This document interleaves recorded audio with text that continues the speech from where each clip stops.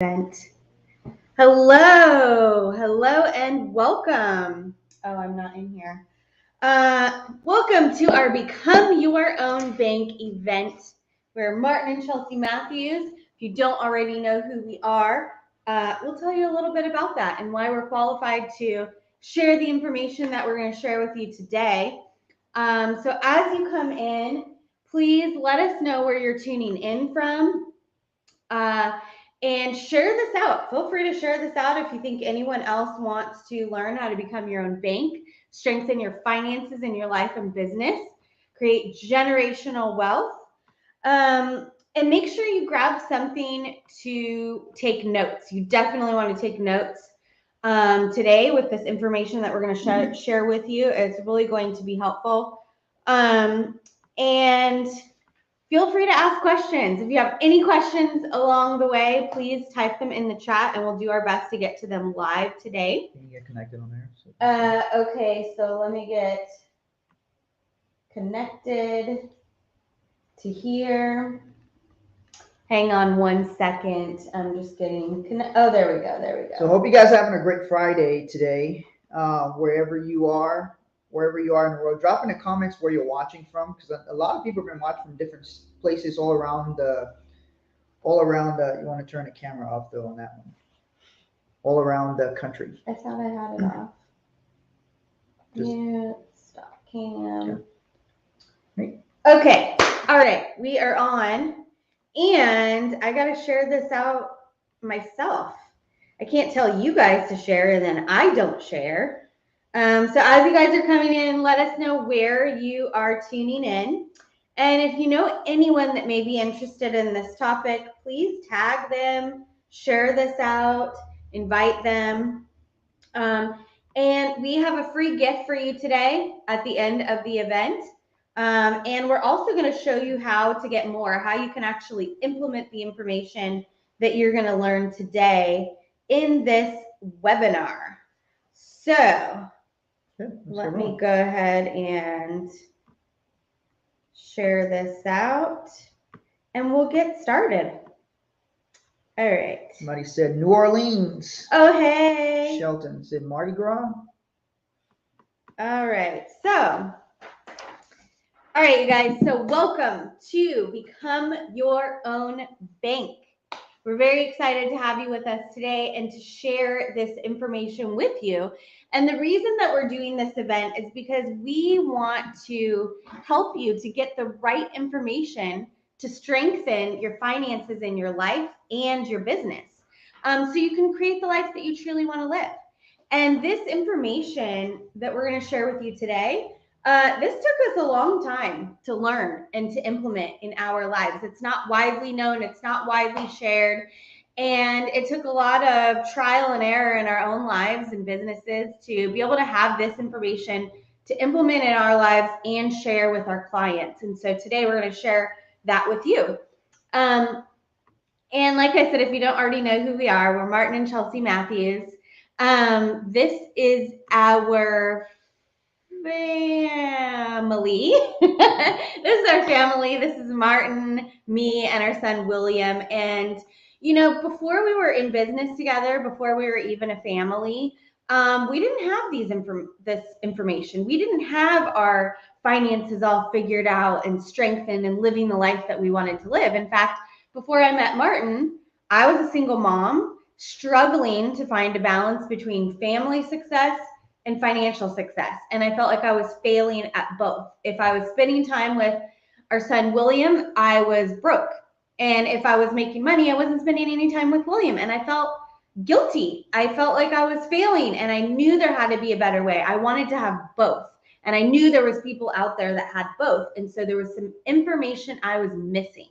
And so I set out on a journey to be able to find this information so that I could improve the life for myself and my son, and also give him the tools to succeed in life. Because if I couldn't teach him and he saw me struggling, well, that's not the example that I want to set for him. So I read books, I went to seminars, I got in the right environment, and I eventually met a group of financial advisors who were teaching people how money works and making money doing it. And so I was like, yes, this is it. This is the answer. This is what I need.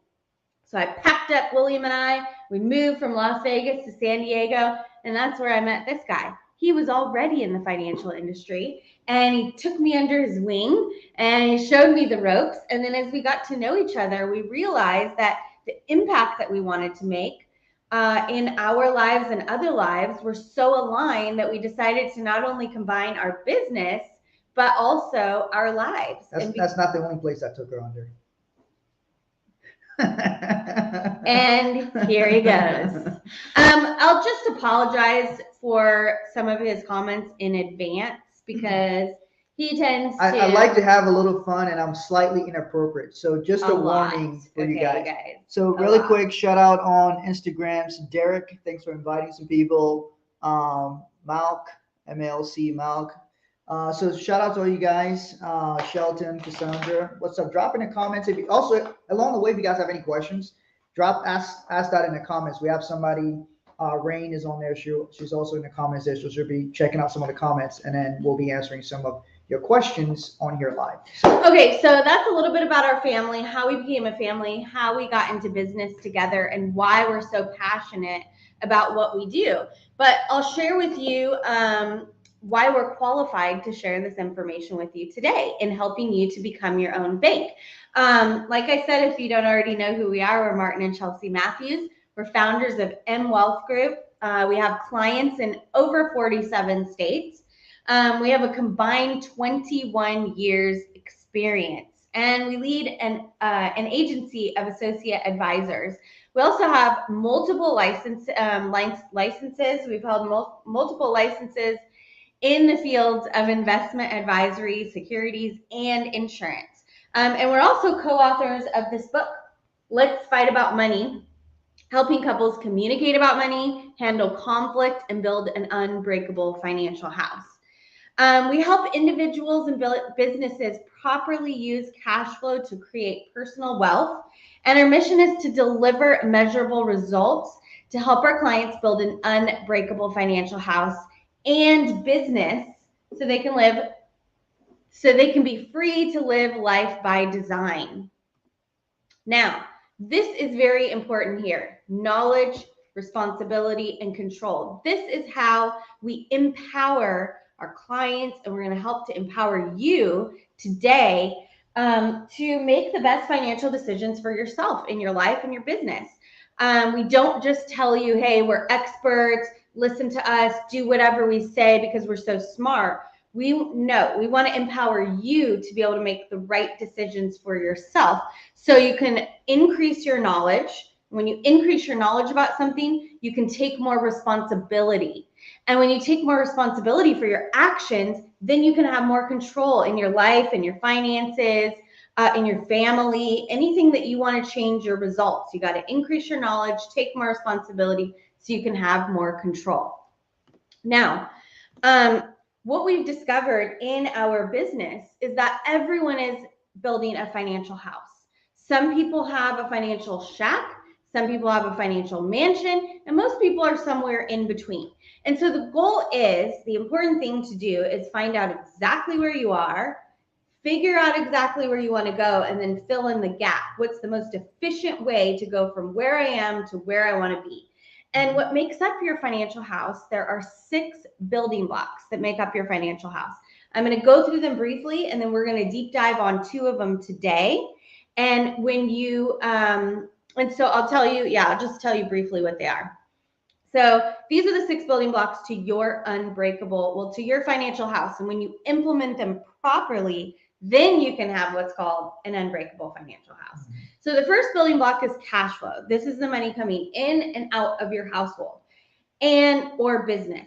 And this is so key, this building block, because it feeds all the other building blocks. If you don't have this one right, you can't really do a whole lot with the other one. So it's important to focus on get it up and keep it up. The cash flow I'm talking about, okay? You want to get your cash flow up and keep it up. It's like Viagra for your money. Yes. Okay? Building block number 2 is debt management, okay? That is understanding the difference between good debt and bad debt. And when I say bad debt, it doesn't mean necessarily you can never have this kind of debt. It's just understanding what kind of debt puts money in your pocket and what kind of debt takes money out of your pocket and how to use that to increase your wealth. Building block number 3 is reserves. This is so key. As we just saw when the whole world shut down, even people that made a lot of money, if they didn't have proper reserves, they were financially destitute. So having proper reserves set aside to be able to handle really anything that comes your way. Building block number 4 is proper protection. That's having the right kinds and right amounts of insurance, specifically life insurance. This ensures the financial survival of your family and your business. Okay, building block number 5 is build wealth. This is about understanding not only what are the best investments for you specifically in your financial house and your financial goals, but how do you protect yourself from the enemies of your wealth that can destroy your wealth. Okay, and building block number 6 is build legacy. That is having the right documents in place to make sure that all the hard work that you did to build your wealth actually does what you want it to do, even beyond you, whether you're here or not. Okay, so those are the 6 building blocks that make up your financial house. Today, we're going to focus on proper protection and build wealth. And when you get these 2 right and you implement the strategies that we're going to show you today, it affects and strengthens all of the building blocks in your financial house. All right, awesome. So when it comes to building wealth, there's a big problem.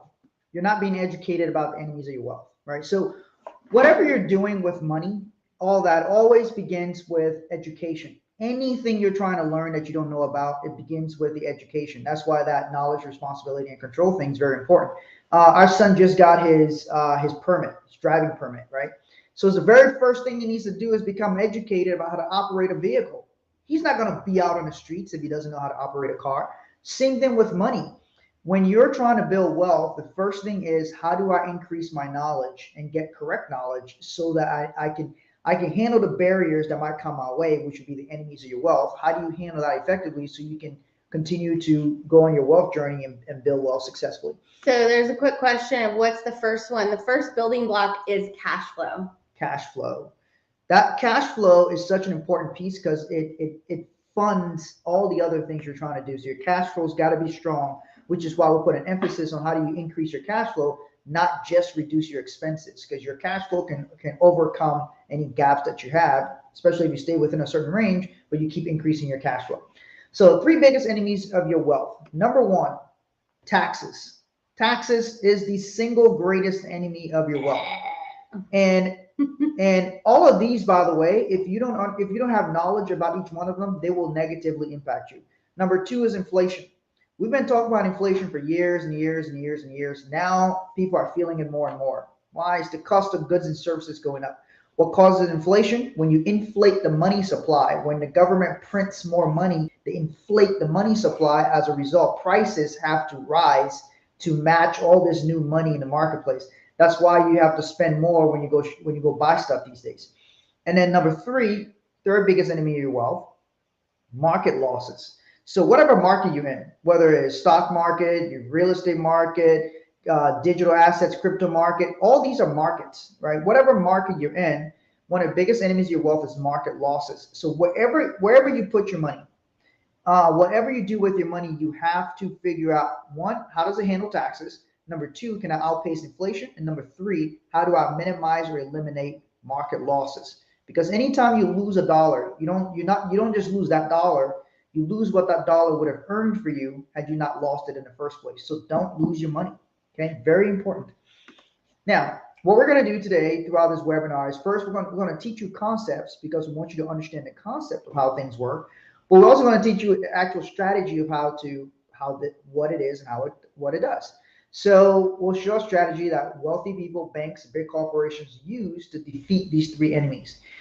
If you can handle 3 enemies, you can handle your wealth effectively. Yeah. So really quick, somebody asked about which is better, 529 plan or ESA.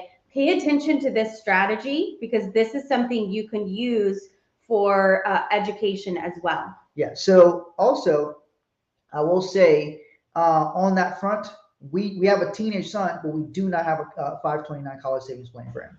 We don't have a traditional college savings plan for him because there's other things we do that, in our opinion, have more advantages. And I'll explain to that. So stay tuned. I'll explain to that when we get to to that point of it as to why we do something like this over doing something like that.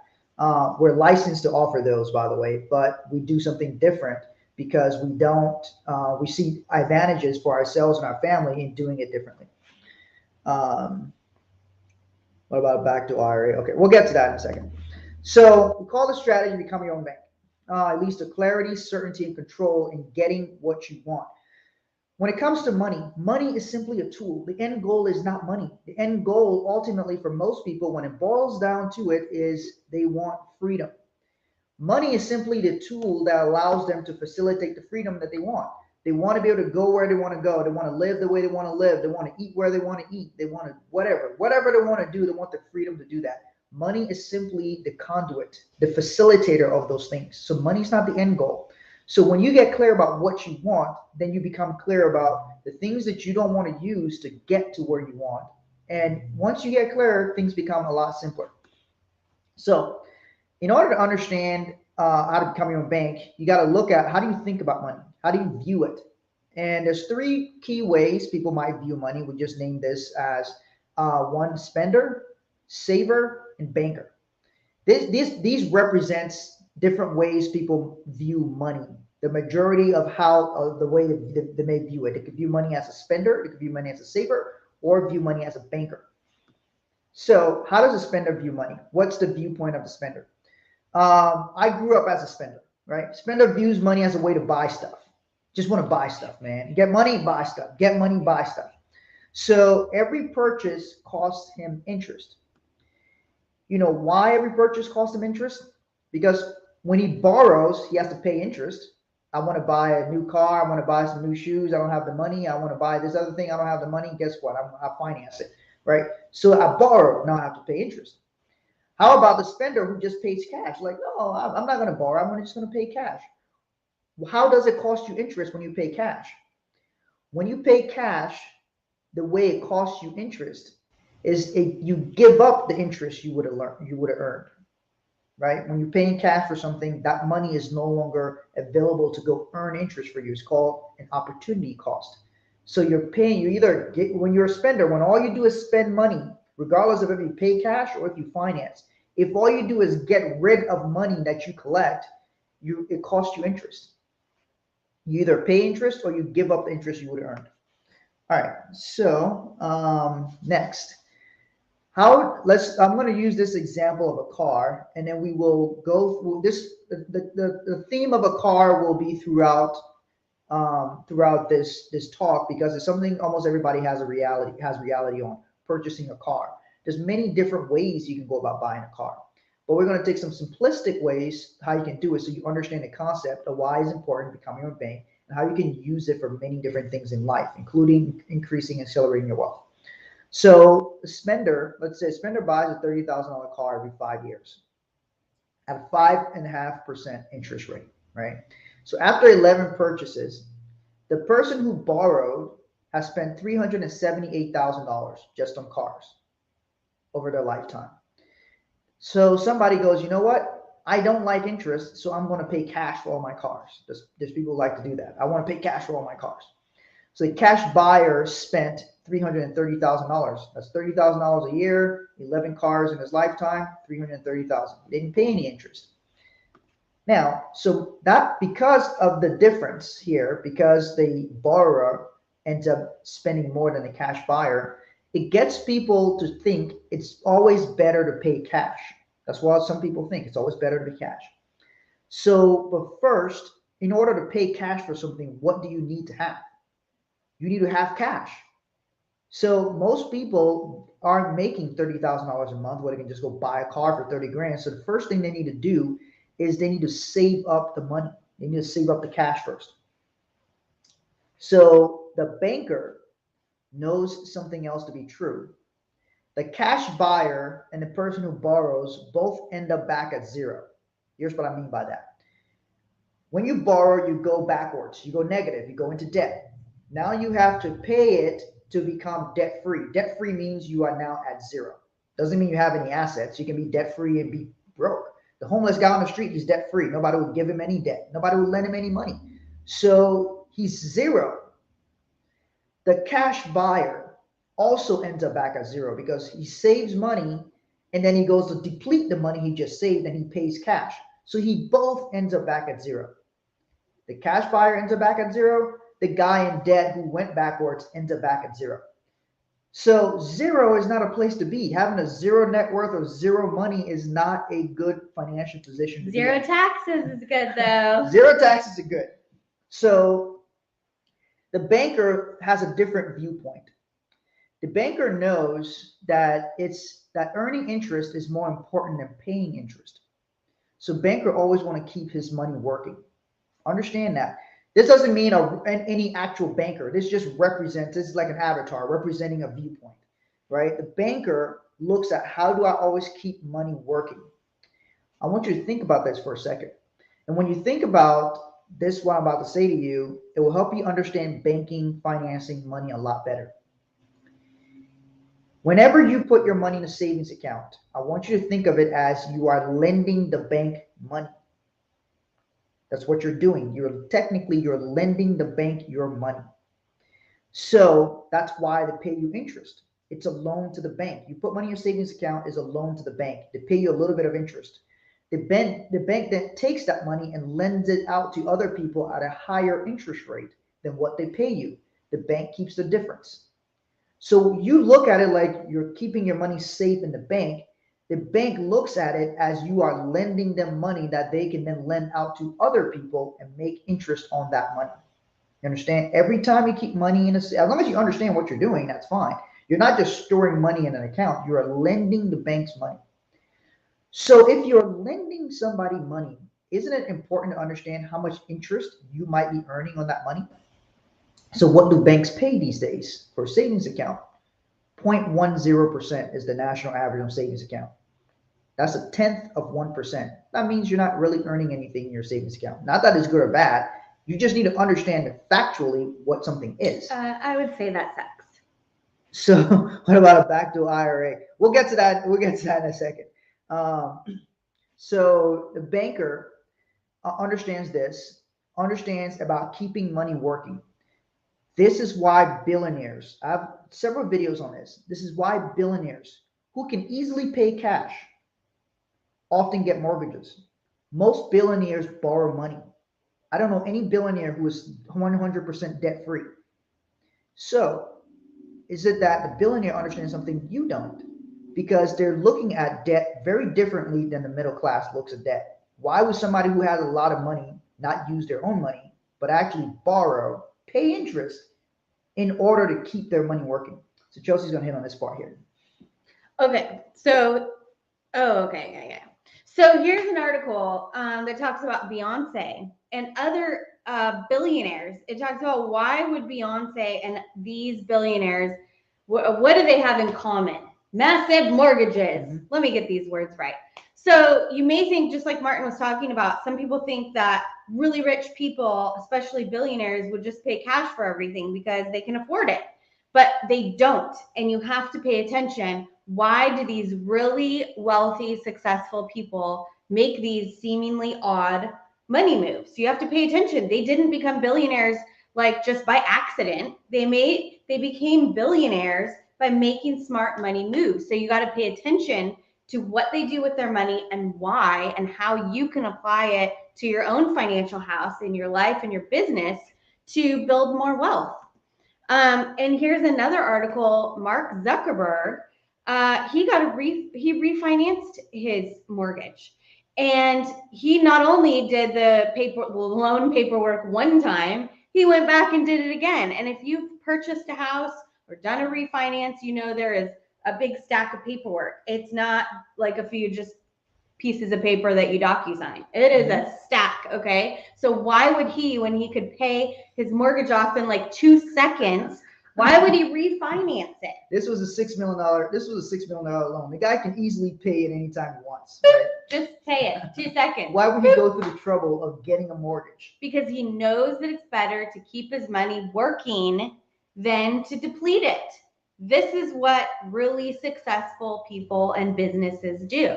So you got to pay attention and apply it to your own life, and not just do what the masses do, because then you just be along with the masses. if you want more, success than that. Even Warren Buffett, he has a mortgage. Yeah. So yeah, on his first property, everybody knows Warren Buffett. He bought this property in Omaha many, many years ago. I've driven past it actually. And so He didn't let you in? No, he didn't let me He in. wasn't home.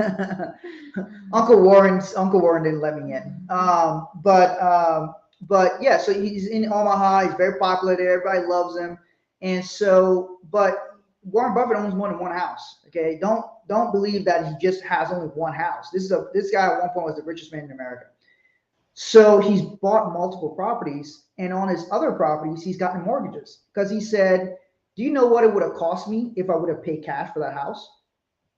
You think it would have cost him the price of the house. He said, no, it wouldn't have cost me the price of the house.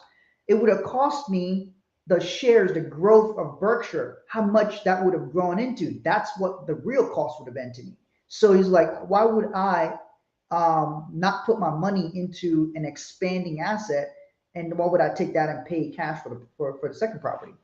So I have a question here for you, and I want you to think about this. If your money is earning 4%, because we're talking about banking functions and interest rates and what you earn and what you pay. So think about this for a second.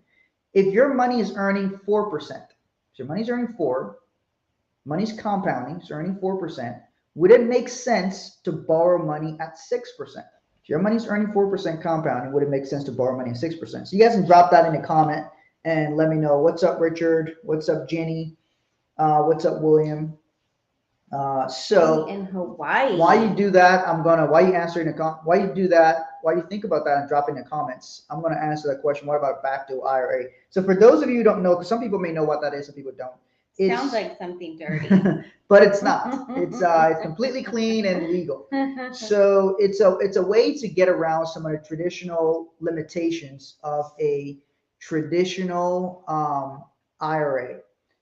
Traditional IRA has certain income restrictions and certain amount of money you can put into it. But there's a route that you can take to where what's called a backdoor route that you can take to get money into an IRA that circumvents those limits.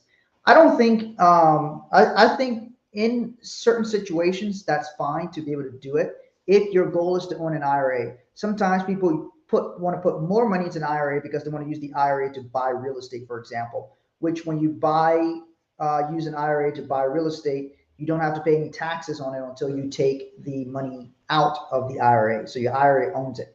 So that's one of the reasons why people might use a backdoor IRA. So it's not a bad idea, but I would use it only in specific situations.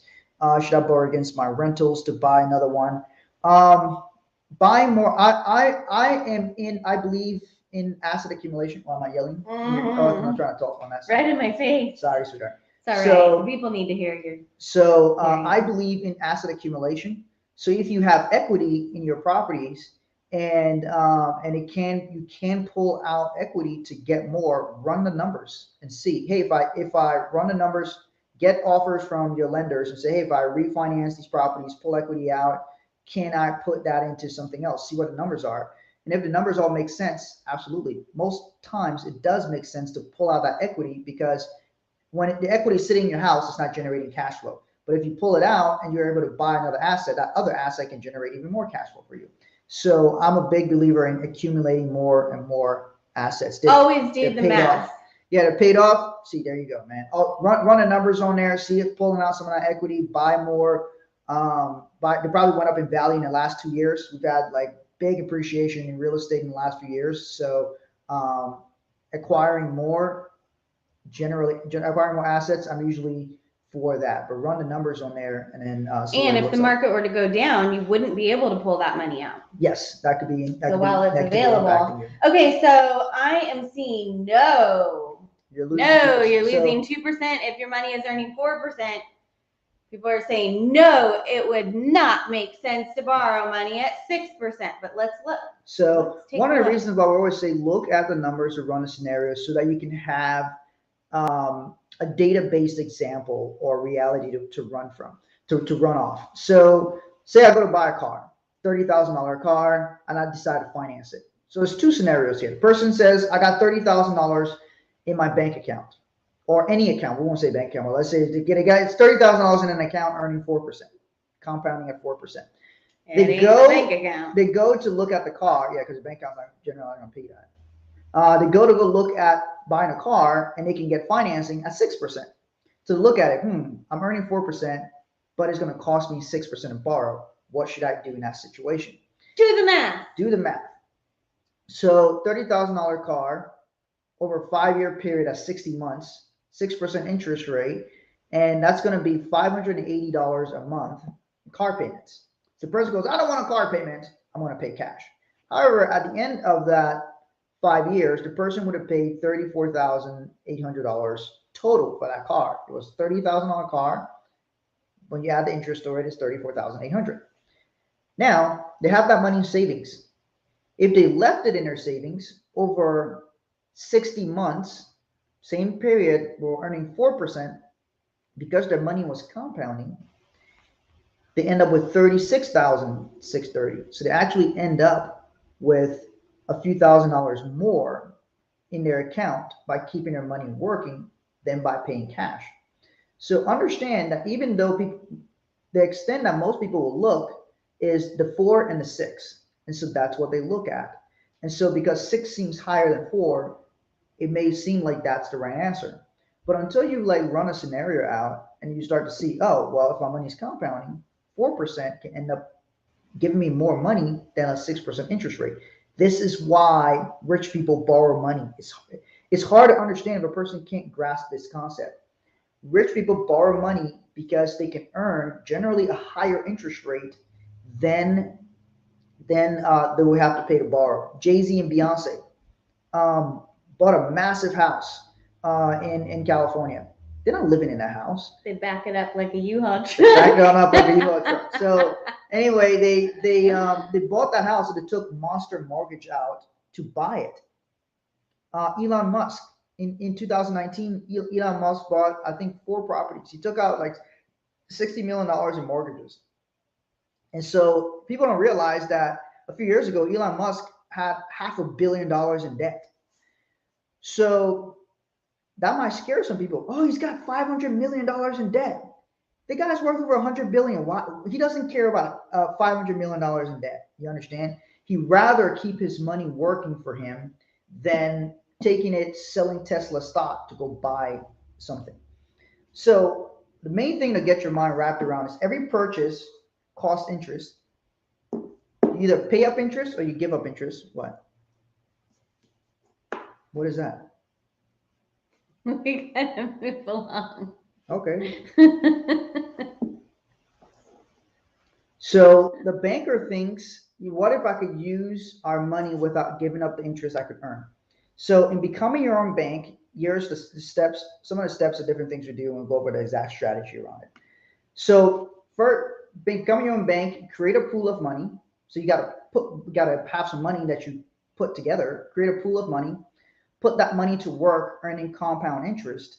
Use that pool of money as collateral when you need funds, right? So I need to put my money together. I got to have it earning me compound interest. And when I want to buy stuff, I need to be able to use that money as collateral. That means I can keep my money working for me, and I can take a loan against it and then use that to buy assets or buy other things I want to buy. So to become your own bank, we use properly designed life insurance policies that builds cash. Here's why. So we use life insurance policies for its banking function. Becoming your own bank isn't you go and build a structure on the corner and now you name it Bank of whoever. You use financial tools that exist for their banking functions, right? So number one, no losses. So my life insurance policy, no losses, just like a bank account. I have guarantees. I can earn compound interest inside a life insurance policy. I have liquidity, use, and control. I have asset protection, which means my money in my life insurance policy is protected from lawsuits, protected in all kinds of different ways. Tax-free distribution means I can access the money in the policy without paying taxes. Also, when I die, that money can pay to my family tax-free as well. Doesn't matter how large it is. I can leave $100 million to my family. As long as it is a death benefit on a life insurance policy, it pays out tax-free to them. I can use that as collateral. So which means I can have the cash in my policy earning me interest, and I can use that as collateral for a loan. I can use that. I can leverage that to buy real estate. I can leverage that to buy business. I can leverage that to buy other assets. I have disability benefits. What if in building my wealth I became disabled? Not something anybody really plans for, but I couldn't work. I couldn't go produce. I couldn't go do the things I needed to do. Where's the money going to come from to keep me on my plan? Well, I could tap into my life insurance policy and pull from there. I can also turn it into income for life. I could turn my life insurance policy into a pension plan and pay me while I'm still living. And I could get a check every month from the life insurance policy while I'm still alive, not after somebody dying, while I'm still living. Um, I can use it to fund my trust. So Chelsea and I have a family trust, and one of the ways that the trust is being funded is through our life insurance policy. Creates generational wealth for my family. I can leave that money into the trust for future generations, do all kinds of different things with it. Bypasses probate.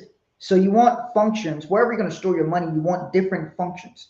I always tell people, I don't really care what an asset is called. I care about what it can do for me. I don't care what the thing's called. What does it do for me and my family? That's what I'm interested in. So bypasses probate. Probate is the court process where when somebody dies, the family has to go to court. They take the will to court, and it's called probate the will. You go there, you announce the person's passed away, you go in there and go through the whole legal process. And sometimes the court has to determine who gets what from your assets. A will can be contested, all kinds of different things. So it's a very public process. Life insurance policy is a private process. It goes directly to the beneficiaries or into the trust that you name. So it bypasses the entire court probate process and goes directly to your beneficiaries. So somebody asked whole life or term life insurance policies. We call them permanent and term life insurance. There's two types of life insurance. One is not better than the other. We own both. And so term life insurance doesn't build any cash. So you couldn't use term life insurance to become your own bank. You can just use it in case somebody dies, or some of them have benefits in case somebody gets critically or chronically sick. So permanent life insurance is a type of life insurance that builds cash. So if somebody's trying to use this as their own bank, what they want to look for is a permanent life insurance policies. Within the category of permanent life insurance, there's different types. There's whole life, there's universal life, there's index universal life, there's all kinds of different types. They work very similarly in the sense that they build cash.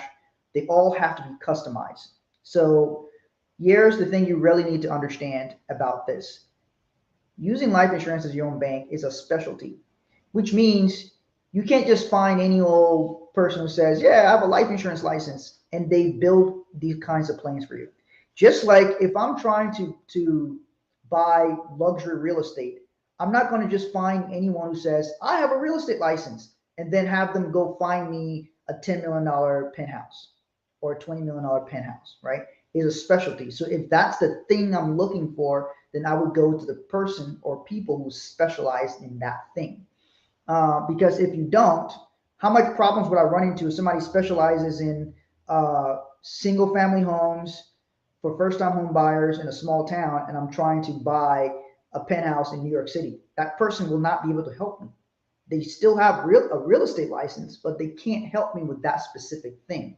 So we specialize in doing this type. We specialize in doing lots of different types of life insurance, but this is a specialty. You mean the person has to know how to build it and structure it and design it the right way, and access to certain insurance companies. Not every insurance companies offer plans that you can use for your own bank. The person's got to know those companies to use, right?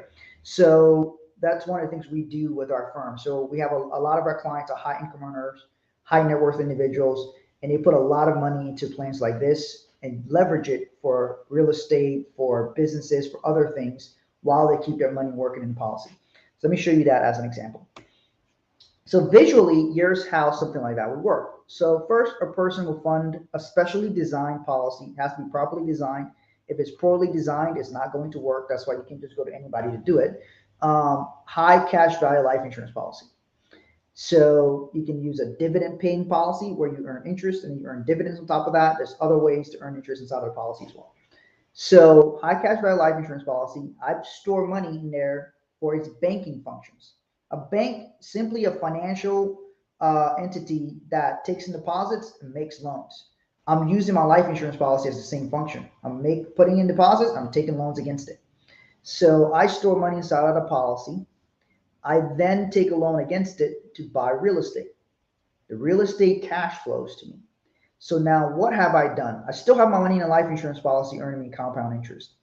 Just because I take a loan against it does not mean my money's not earning the policy anymore. My money's never left the policy. I just simply use that as collateral. And then I buy real estate that cash flows. Now, you don't have to take a loan from your policy. There's no rule that you have to do it this way. You can take a withdrawal of your money from your life insurance policy. So that's not the only way to access money in the policies through a loan. You can take withdrawals if you want. The reason why people take loans against their policy is because they want to keep their money working and buy real estate at the same time. Remember, the banker is trying to understand how to do both. How do I keep my money working and buy the real estate at the same time? And so you can take multiple loans against your policy and buy multiple pieces of real estate. It doesn't have to be real estate. We have clients who are truck drivers. I explained to them that every truck they have produces cash flow. So why not buy more trucks? So leverage the policy to buy more trucks, and then they use that for cash flow. So do you want to go through some of these parts? Okay, so here's an article about how banks use this strategy. Bank-owned life insurance, a little known way banks make money. Although it may sound strange, BOLI is a tax shelter for the bank and can also offer it a tax-free source of funds. So you guys, listen up. Did you hear me? This is a tax shelter that banks use. So when I was saying about the only zero we like is tax-free. Okay, so the money in this policy grows tax-free. When you leverage the money, loans are tax-free. It also says that the policy has something called a cash redemption value. So this means it has cash in it that's worth, that has value. You can leverage it to purchase other assets, other cash flowing assets, or for businesses, they can even use it on their balance sheet as an asset. Yeah. So banks store hundreds of billions of dollars in here, by the way. It's called Tier 1 capital from FDIC considers assets and life insurance Tier 1 capital. So banks store billions, hundreds of billions. You mean like the money that people deposit into their accounts? Yeah, so you deposit money into your bank accounts. Some of those assets, banks are storing it inside of life insurance. You are helping the banks shelter tax money. Yeah. Thanks, legally. People don't really realize that. Hey, Rick, thanks for sharing. So another one is Jim Harbaugh, the coach at the University of Michigan. So a few years ago, he renegotiated his contract, and so he received compensation in the form of a life insurance loan. What? Yes. So now you have to ask yourself, whenever rich people do things, why do they do it? Why would anybody take their pay in the form of a loan to buy life insurance? You always have to ask that, because think about it. He didn't wake up one day and go like, I should get a loan to buy life insurance. No, there was a process. His advisors came to him and said, hey, this might be an efficient way to do this. Let's structure it this way. Let's make it work that way. Then once you figure out why, you increase your knowledge, because now you understand how rich people do certain things. So he took his compensation in the form of a life insurance, in the form of a loan for life insurance, because loans are not taxed. So Harbaugh received $5 million. He was in addition to paying him $5 million salary. Michigan will also loan Harbaugh $4 million in 2016, so they did that, and an additional $2 million the following 5 years to pay the premium on life insurance loans. I mean, in 2016, he received $4 million that he didn't have to pay any taxes on. And then every year after that, he received another $2 million each year he didn't have to pay any taxes on because it was a loan. He put that into his life insurance policy. And then he doesn't have to pay the loan back until he dies. When he dies, the life insurance policy will pay the loan for him, and the rest of the money goes to his family. He can also use the cash in his policy for retirement income. So you understand? He didn't have to pay tax on any of that, because in the United States of America, you don't have to pay taxes on loans. When you go to buy a car, you may pay a tax on the car. You don't pay a tax on the loan you received to buy the car. It doesn't count as income because it's a loan. Nothing says you can't receive your loan as income, okay? Your income as a loan. In fact, rich people do this all the time. And let me tell you what, the more money you make, the more important it becomes to be as efficient as possible with taxes. Yeah. And so, of course, you don't want to take all of your money. As you see, he's still making a salary, he's still paying some taxes on there. We can doesn't have to pay tax on all of his stuff, so you can structure these kinds of things here. We do this a lot with executives.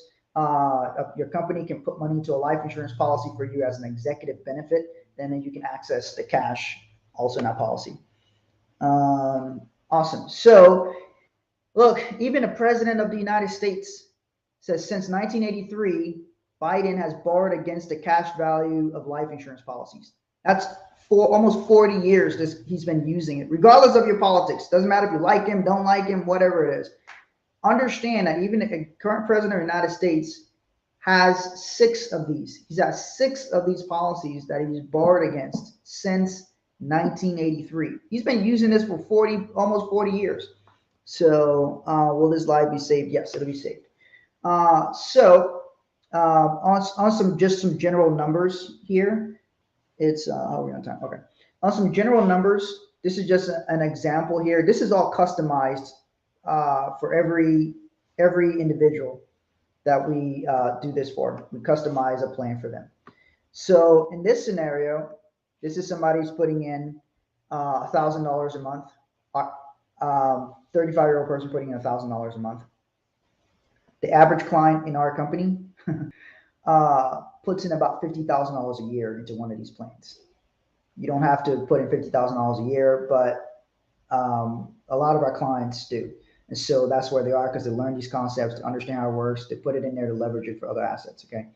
So if somebody's putting in $1,000 a month, that's $12,000 a year. 35-year-old person did that to age 70. At age 70, in cash, in his policy, would have 1.3 million, 1,339,000 is what the projected cash value is, and would have a $1.6 million net death benefit. So if he dies, $1.6 million goes to his family. As he's living, he's got access to 1.339 of cash to use for whatever he wants. So, but what if he wants to use the money sooner? What if he doesn't want to wait till 70? So you can actually access the money sooner. This is an example where, a few years into the policy, he's already got $100,000 built up in there, and he can leverage that to buy assets. So let's say he wants to go buy a multifamily property. He can go in there, take a loan against this money, and his certain types of policies will allow you to take loans against it while the money stays in there, continues earning interest. So his $104,000 will keep earning interest even though he took a loan against it to buy an asset. Now he does pay interest on that loan, but remember, he's buying an asset that's paying cash flow, and the idea is for your policy to be earning a higher interest rate than what you're paying anyway. So when done properly, you can actually make a spread on your policy and have a real estate asset that's paying you cash flow.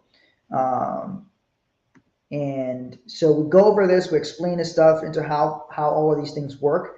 I'm gonna give a little bit of, why don't you share that really quick before I do the little bit. Okay, so if you guys want to see what your numbers could look like using a strategy like this, there is some qualification. You want to be able to at least put away $6,000 a year in a policy like this. So if you qualify for that, you can go to 6buildingblocks.com/bank. Rain will put the link in there, 6buildingblocks.com/bank. We can put together a customized example for you to see what your numbers will look like using this strategy. And if you're not quite ready or qualified to be able to put at least $6,000 a year in a policy like this, you can still go to that link, and there's another option there for you that will help you get to where you can take advantage of that strategy. It'll help you strengthen your financial house in the other areas so that you can get into a position to be able to use that strategy. So it's 6buildingblocks.com/bank. And we can show you an example of what your numbers would look like using this strategy. Yeah, so it'll be customized for you. As long as you're in that financially able to do something like that, there is no cost to you for us to show you some of the numbers on there. And the reason why we was like, okay, you're ready for this type of strategy when you can put this much away, is because sometimes people try to do things before they're financially prepared or able to. So like sometimes people be like, oh, I really want to invest, but they don't have any money reserves.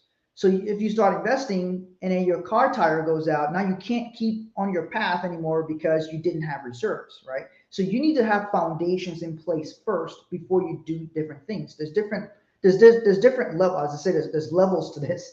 There's different levels to the game, right? There are clients who started with us years ago. When they started with us, they could probably only do $500 or $1,000 a month with us. And now some of those people are putting $50,000 a year away.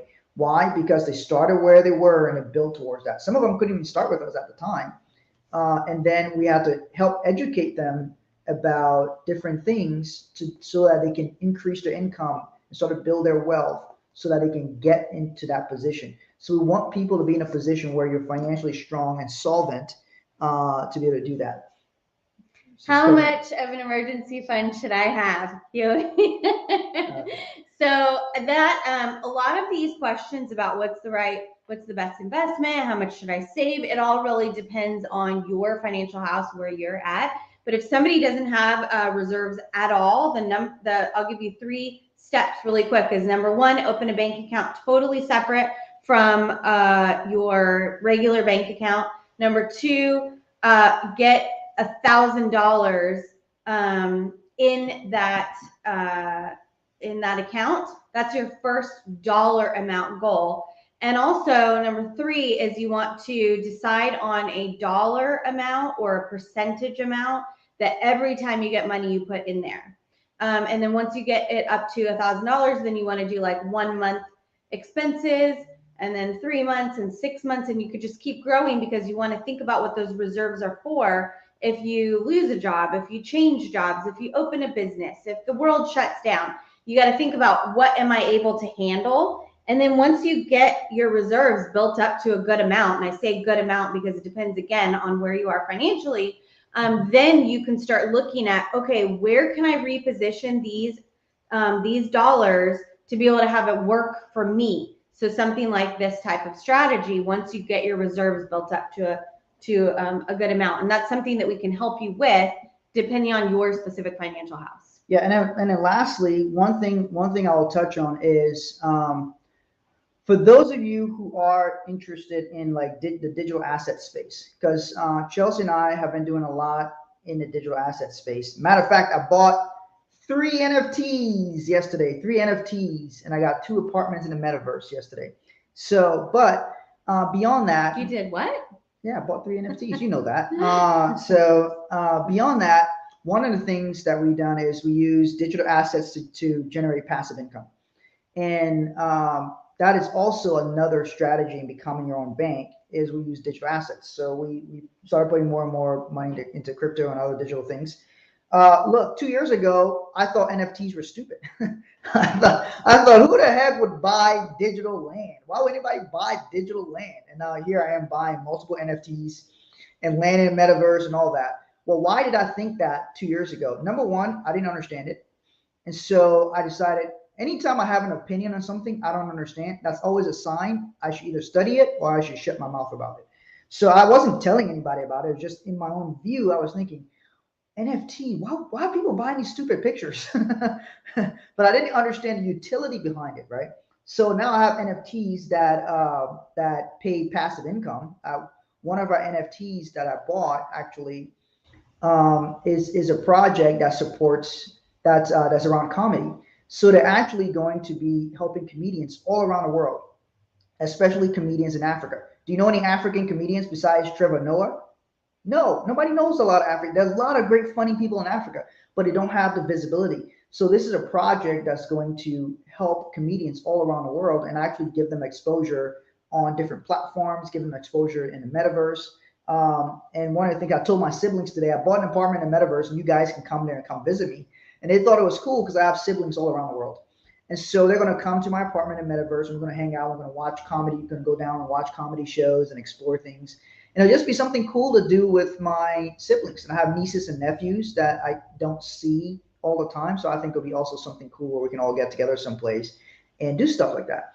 But beyond that, the utility is that the NFTs itself generates passive income to me. So again, I said, I don't care what an asset is called. I care what it can do for me. I don't care if it's called an NFT. I don't care if it's called life insurance. I don't care whatever it's called. I care, what does this thing do? What does it actually do for me? And if it does something that's valuable to me, now I want to do it. So if you guys actually want to learn about some of the different things we're doing in the digital asset space, drop either in the comments or send us a DM. The best way maybe to send us a DM. If you want, I'm doing a webinar tomorrow on some of our results in the digital asset space, some of the things we've been doing. Digital assets is not financial advice. It's just educational and just sharing some of the different things we're doing on there. So if you want to learn about that, DM us or drop a message in the comments, and we'll show you how you can get on that webinar tomorrow. It's gonna be tomorrow, Saturday at noon Eastern Time, Saturday the 26th, February 26th at noon Eastern Time, that we're gonna go and talk about those things. But we're having a lot of fun in that space. One of our assets is up 700%. So, and we generate passive income off that asset all along the way. So we don't guess when it comes to digital assets. We try to orchestrate and be very strategic about things we buy, all those kinds of different things. So why are you covering my Because space? you always steal the questions. I'm looking at a question and you come. It takes time for you to wait for me to hear you read it and all that stuff. So well, because I'm waiting for you to stop talking, because that barely happens. Okay. Okay, I'm trying to date at royalty is my pedigree. How do I communicate finances with her? Oh, I'm glad you brought that up, because this is our free gift to you guys. You need our book, Let's Fight About Money, Helping Couples Communicate About Money, Handle Conflict, and Build an Unbreakable Financial House. This talks about, we share personal stories and money conflicts that Martin and I had in our relationship when we first started combining finances, and also just from our experience working with many couples over the years, and some of the money conflicts that they have, and how to get on the same page, even if you have different ideas about money. So let's fight about money. If you guys registered for the webinar, you'll get a free digital download of this book. If you want to purchase a hard copy, it is on Amazon, Let's Fight About Money. And you may be able to, message us if you would like. Otherwise, if you registered for the event, you will get a link to download that. Yeah. So if you message us, we can send that, or you can, if you want a hard copy, it's on Amazon.